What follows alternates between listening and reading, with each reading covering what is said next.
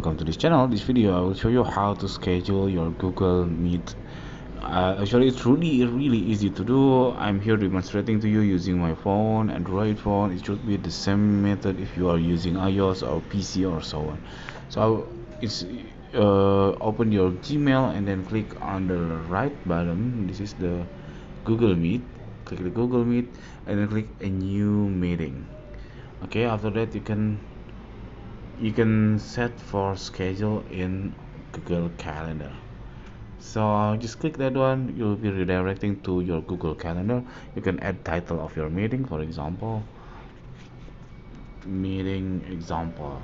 Okay, and then you can set it for all day or specific date, specific hours. For example, I will put it on 9th of August for 9 a.m. 9:30 a.m. until 10 a.m.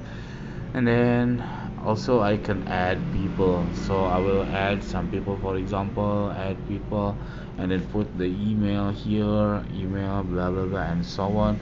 Later, after you click schedule this meeting, the person will be notified by Google through their emails.